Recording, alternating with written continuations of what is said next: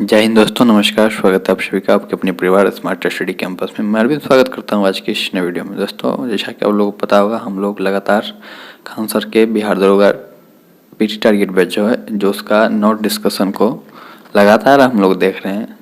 सारी चीज़ों को इसमें देख रहे हैं, चाहे टेस्ट का क्वेश्चन हो या फिर कंसेप्चुअल चीज़ें हो, हर चीज़ को देख रहे हैं। तो आज उसी संदर्भ में हम लोग आगे पढ़ने वाले हैं पृथ्वी के भूगर्भिक संरचना के नेक्स्ट पार्ट को देखने वाले। इससे पहले एक वीडियो हम लोग पृथ्वी के भूगर्भिक संरचना के बारे में पढ़ चुके हैं। तो आइए जानते हैं पृथ्वी के भूगर्भिक संरचना के बारे में आगे और भी क्या सब चीज़ें पढ़ना है। तो ये जैसा कि आप लोग को दिख रहा होगा, ये भूगोल है, भूगोल का नोट्स चल रहा है अभी।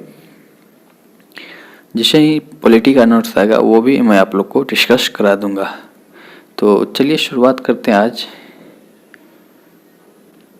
पृथ्वी की भूगर्भिक संरचना में आज हम लोग देखेंगे पृथ्वी की उत्पत्ति के बारे में देखेंगे, साथ ही साथ भूकंप के बारे में देखेंगे और प्लेट विवर्तनिक सिद्धांत के बारे में देखेंगे। तो चलिए शुरुआत करते हैं वीडियो को। इससे पहले मैं आप लोग को कहना चाहूँगा, अगर आप लोग चैनल पर नए हैं तो चैनल को सब्सक्राइब कर लेंगे, बेल आइकन को प्रेस कर लेंगे, ऑल नोटिफिकेशन ऑन कर लेंगे, ताकि आपको इस तरह के सारे content free of cost provide किए जा सके। इसके लिए आप ज़रूर हमें सपोर्ट करें। सपोर्ट करने का मतलब आप सब्सक्राइब कर इस परिवार का सदस्य बन जाइए और दोस्तों 3 नए मित्रों को जरूर जोड़ने का प्रयास कीजिए। चलिए देखते हैं पृथ्वी की उत्पत्ति के बारे में। तो पृथ्वी की उत्पत्ति के बारे में सबसे पहला पॉइंट आपको दिख रहा है कि प्रारंभ में जो है ना, पृथ्वी धधकता हुआ आग का गोला था। आज का जो वर्तमान पृथ्वी आप देख रहे हैं, वो पृथ्वी का ये जो स्वरूप है, ये शुरुआत में यानी कि प्रारंभिक दौर में ये आग का गोला था, ठीक ना। कालांतर में इसमें सिकुड़न उत्पन्न हुआ और इसके बाहरी भाग सिकुड़ गए, जिसके तत्पश्चात जो है ना पृथ्वी के भाग बन गए और बाहरी भाग को पैंथालाशा कहा गया और आंतरिक भाग को पेंजिया कहा गया, जो आगे चलकर पेंजिया 2 भागों में बटा है। आप लोग जानते होंगे कि ये पृथ्वी जो है, पृथ्वी का स्वरूप जो अभी है वर्तमान में, ये इस तरह का नहीं था। प्रारंभ में ये आग का गोला था, उसके बाद इसके 2 भाग हुए। पहला भाग पेंजिया, दूसरा पैंथालाशा कहलाया। पेंजिया भी 2 भाग में टूटा, अंगारा लैंड और गोंडवाना लैंड। पैंथालाशा ये पानी वाला भाग था और ये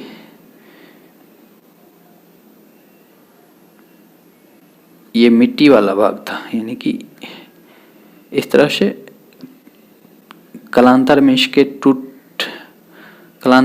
जो है ना, इसमें टूट की प्रक्रिया हुई, जिसके कारण कई सारे महासागर की उत्पत्ति हुई, कई सारे द्वीप की उत्पत्ति हुई। तो उसी को देखते हैं आगे क्या है।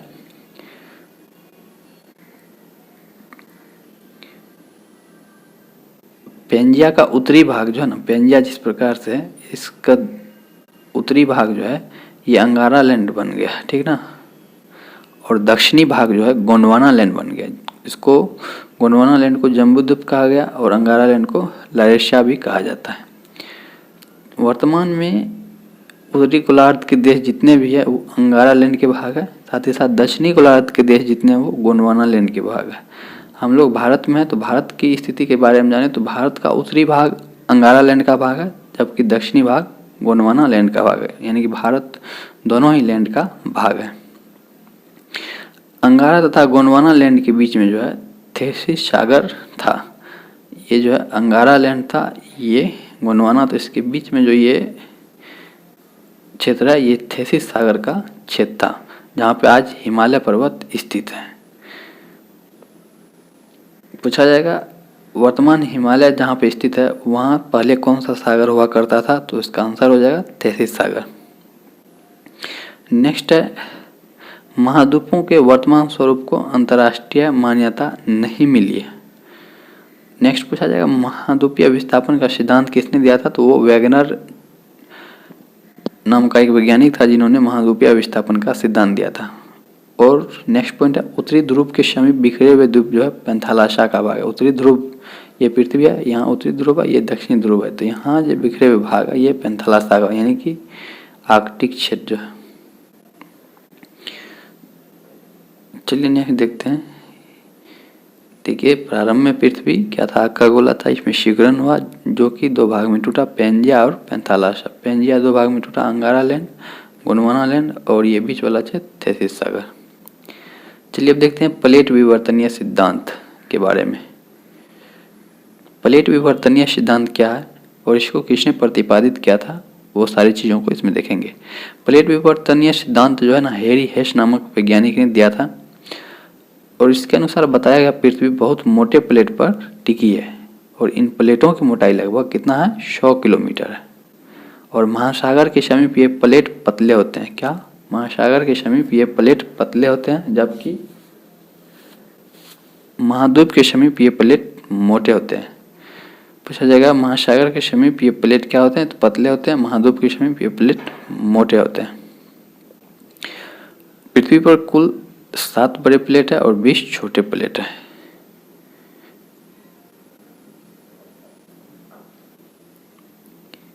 देखिए ये 7 बड़े प्लेट कौन कौन से हैं। उत्तरी अमेरिका, दक्षिणी America, Antarctica, Africa, Eurasia, Indo Australia, प्रशांत महासागर। प्लेटों के अभिसरण, ये सब जन प्लेटों के अभिसरण यानी कि टकराने से भूकंप आते हैं। आपस में ये प्लेट जब टकराएंगे तो भूकंप की स्थिति उत्पन्न होती है, अर्थात भूकंप का झटका लगता है, अर्थात प्लेटों का किनारा भूकंप का कारण बनता है। भूकंप का कारण प्लेट का क्या बनता है, तो प्लेटों का किनारा जो है भूकंप का कारण बनता है। नेक्स्ट है नवीन पर्वतों के नीचे भी भूकंप आते हैं। जिस तरह से हिमालय, आल्प्स, ये सब नवीन पर्वत है, इसके नीचे भी भूकंप आते हैं। प्रशांत महासागरीय प्लेट सर्वाधिक प्लेटों से सीमा बनाती है, जिसके कारण प्रशांत महासागर में सर्वाधिक भूकंप आते हैं। प्लेटों के बीच टकराव से क्या होता है, भूकंप आता है। तो प्रशांत महासागरीय प्लेट जो है ये सर्वाधिक प्लेट से सीमा बनाता है। स्वाभाविक सी बात है, ज़्यादा प्लेटों के साथ सीमा बनाएगी तो कहीं ना कहीं किसी भी प्लेट से टकराव हो सकती है, जिसके कारण प्रशांत महासागर में सर्वाधिक भूकंप आते रहते हैं। बात करें नेपाल की, तो ये यूरेशिया और इंडो ऑस्ट्रेलिया के सीमा पर है, जिस कारण वहाँ भूकंप बराबर आते रहता है। नेक्स्ट है अंटार्कटिका प्लेट किसी भी प्लेट के समीप नहीं, जिसके कारण वहाँ भूकंप नहीं आता है। पूछा जाएगा कौन सा क्षेत्र या फिर के कौन सा महाद्वीप है जिसमें कोई भी भूकंप नहीं आता है, तो वो है अंटार्कटिका। चलिए नेक्स्ट देखते हैं।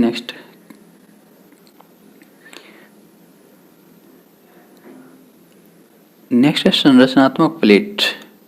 जब दो प्लेटें एक दूसरे के विपरीत दिशा में गतिशील हो तो इस प्लेट के किनारे को रचनात्मक किनारा कहते हैं और इन प्लेटों को अपसारी प्लेट भी कहते हैं तथा प्लेटों की गति को अपसारी गति कहते हैं।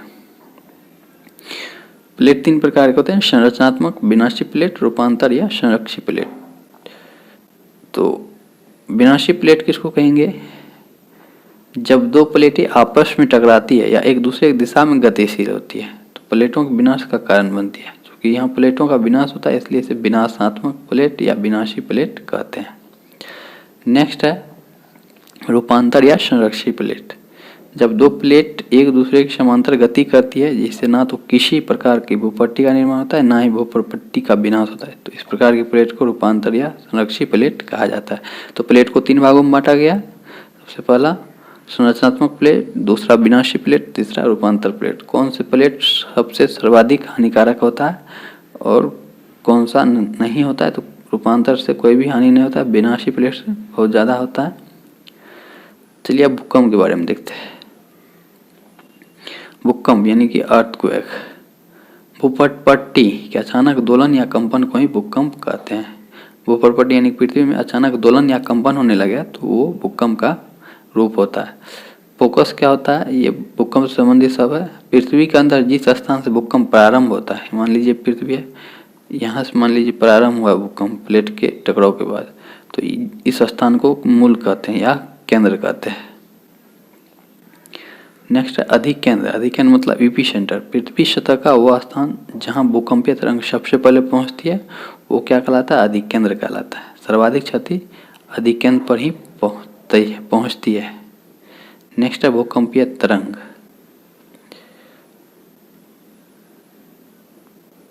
भूकंपीय तरंग क्या है, भूकंप के दौरान 3 प्रकार की तरंग निकलती है। कौन कौन, पी, एस और एल। पी तरंग को प्राइमरी तरंग भी कहा जाता है यानी प्राथमिक तरंग कहा जाता है। इसकी चाल 6 किलोमीटर पर सेकेंड होती है और ये पृथ्वी पर सबसे पहले पहुंचती है।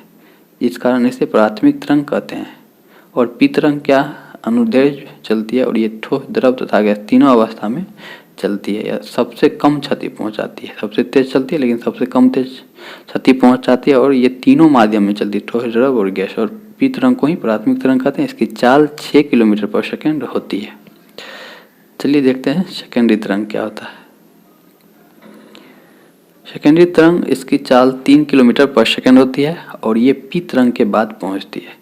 पहला पी, दूसरा एस। एस को सेकेंडरी तरंग कहते हैं, द्वितीय तरंग कहते हैं। इसकी चाल 3 किलोमीटर पर सेकेंड होती है और ये अनुप्रस्थ चलती है। पी अनुदैर्ध्य चलती थी और ये अनुप्रस्थ, जिसके कारण ये द्रव में नहीं चल सकती है। सुनामी के दौरान ये तरंग उत्पन्न नहीं होती है। इससे क्षति पी के तुलना में अधिक होती है। चलिए देखते हैं नेक्स्ट है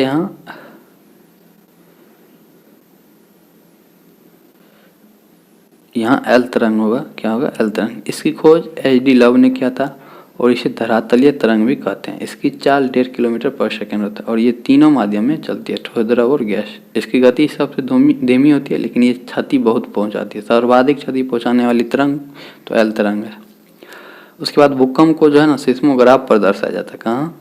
सिस्मोग्राफ पर। इसे मापने के लिए रिक्टर स्केल का प्रयोग किया जाता है।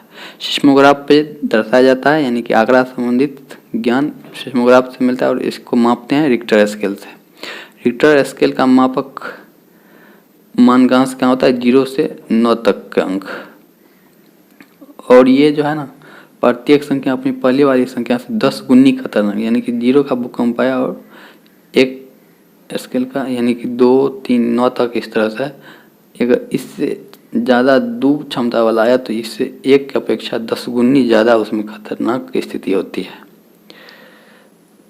और 7 तीव्रता से अगर अधिक का भूकंप आता है तो वो सर्वाधिक खतरनाक माना जाए। 7 से ऊपर जितने भी तीव्रता का आएगा, 7, 8, 9, वो अधिक भूकंप खतरनाक होता है। उसमें बहुत सारे जान माल की क्षति होती है। नेक्स्ट है भूकंप मापने के लिए पहले जो है ना मर्केली स्केल का प्रयोग किया जाता था और इसमें 1 से 12 अंक हुआ करते थे। जैसे रिक्टर में 0 से 9 हुआ करते थे, उसी तरह मर्केली में 1 से 12 अंक हुआ करते थे। यहाँ देख लीजिए ये डाटा है। नेक्स्ट हम लोग पढ़ेंगे, चलिए सुनामी को भी देख लेते हैं, थोड़ा भूकंप से संबंधित है सुनामी। तो ये जो है जापानी भाषा का शब्द है। किसका? जापानी भाषा। इसका अर्थ होता है बहुत ही ऊंची तरंग। क्या? बहुत ऊंची। ये जो है ना भूकंप समुद्र के नीचे आता है तो इसको सुनामी कहते हैं।